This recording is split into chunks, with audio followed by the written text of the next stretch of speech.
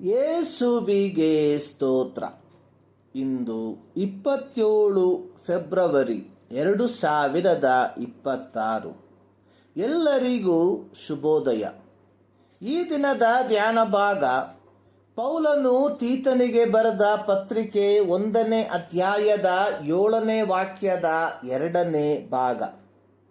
ಸಭಾಧ್ಯಕ್ಷನು ನಿಂದಾರಹಿತನಾಗಿರಬೇಕು ಎಂಬ ಹೇಳಿಕೆಯ ನಂತರ ಸಭಾಧ್ಯಕ್ಷರಲ್ಲಿ ಇರಬಾರದ 6 ನಕಾರಾತ್ಮಕ ಗುಣಲಕ್ಷಣದ ಕುರಿತಾಗಿ ಪೌಲನು ತೀತನಿಗೆ ಬರೆದಿರುವಂಥದ್ದನ್ನು ನೋಡುತ್ತೇವೆ. ಸಭಾಧ್ಯಕ್ಷರಲ್ಲಿ ಇರಬಾರದಂಥ ನಕಾರಾತ್ಮಕ ಗುಣಲಕ್ಷಣಗಳಲ್ಲಿ 1ನೆಯ ಗುಣಲಕ್ಷಣ ಅನ್ನುವಂಥದ್ದು ಅವರು ಸ್ವೇಚ್ಛಾಪರರಾಗಿರಬಾರದು. ಇಲ್ಲಿ ಉಪಯೋಗಿಸಿರುವ ಗ್ರೀಕ್ ಪದ ಅಫ್ತಾದಿ ಎಂಬ ಪದವು ಔತೂಸ್ ಮತ್ತು ಎದೋಮ ಎಂಬ 2 ಪದಗಳ ಸಂಯೋಜನೆಯಾಗಿದೆ. ಔತೂಸ್ ಪದದ ಅರ್ಥ ಸ್ವಯಂ, ಎದೋಮಾಯ್ ಪದದ ಅರ್ಥ ತೃಪ್ತಿಪಡಿಸು.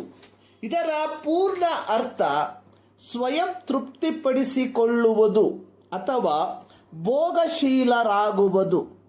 ಈ ಪದಕ್ಕೆ ಹಠಮಾರಿ, ಪಟ್ಟು ಬಿಡದ, ಮೊಂಡುತನದ ಇತ್ಯಾದಿ ಅರ್ಥಗಳನ್ನು ಸಹ ಕಾಣುತ್ತೇವೆ. ಸ್ವ ಇಚ್ಛೆಯನ್ನು ಸಂಪಾದಿಸಿಕೊಳ್ಳುವುದಕ್ಕಾಗಿ ಇತರರ ಮೇಲೆ ಇದರಿಂದಾಗುವ ದುಷ್ಪರಿಣಾಮವನ್ನು ಸಂಪೂರ್ಣವಾಗಿ ನಿರ್ಲಕ್ಷಿಸಿ ಮುನ್ನಡೆಯುವುದು ಎಂಬುದಾಗಿ ಆಗಿದೆ. ಮೇನ್ಲೈನ್ ಸಭೆಗಳಲ್ಲದ ಸಭೆಗಳಲ್ಲಿ ಇಂತಹ ಬೋಧಕರನ್ನು ಇಂದು ಕಾಣಬಹುದಾಗಿದೆ.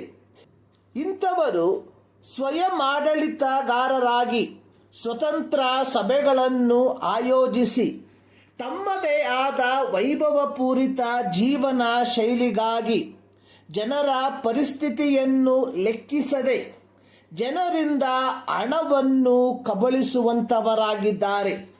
ಅಹಂ ಮತ್ತು ಸ್ವಾರ್ಥಪರತೆ ಒಂದಲ್ಲ ಒಂದು ರೀತಿಯಲ್ಲಿ ಪಾಪದ ಮೂಲವಾಗಿದೆ.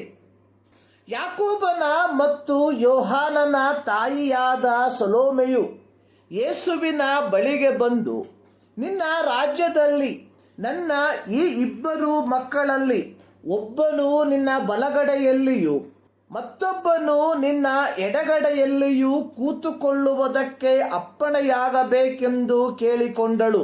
ಮತ್ತಾಯ 20:21.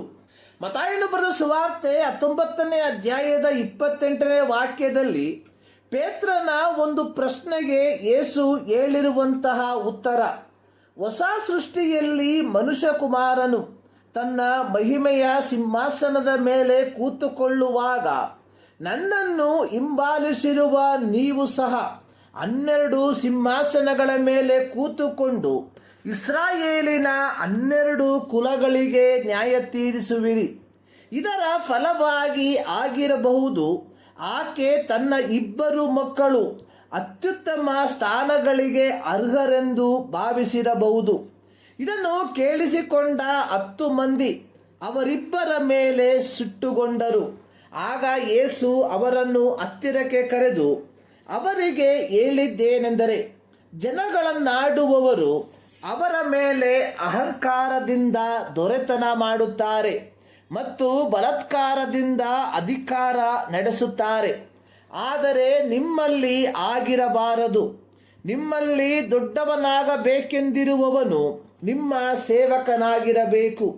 ನಿಮ್ಮಲ್ಲಿ ಮೊದಲನೆಯವನಾಗಬೇಕೆಂದಿರುವವನು ನಿಮ್ಮ ಆಳಾಗಿರಬೇಕು.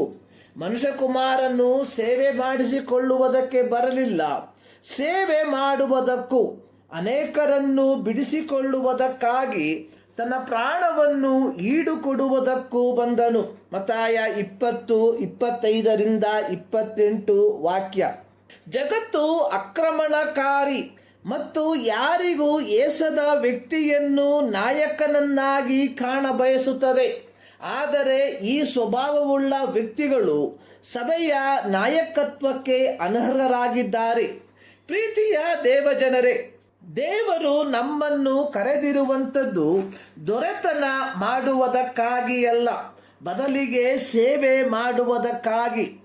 ನಾವು ದೇವರಿಂದ ಈ ದೌತ್ಯಕ್ಕಾಗಿ ಕರೆಯಲ್ಪಟ್ಟವರಾಗಿರಲಾಗಿ ಆತನ ಮಾದರಿಯನ್ನು ಅನುಸರಿಸುವವರಾಗಿರುವ ಈ ಮುಂಜಾನೆಯಲ್ಲಿ ಸರ್ವಶಕ್ತನಾದ ದೇವರು ಈ ಅಧ್ಯಯನದ ಮೂಲಕ ನಿಮ್ಮನ್ನು ಆಶೀರ್ವದಿಸಲಿ.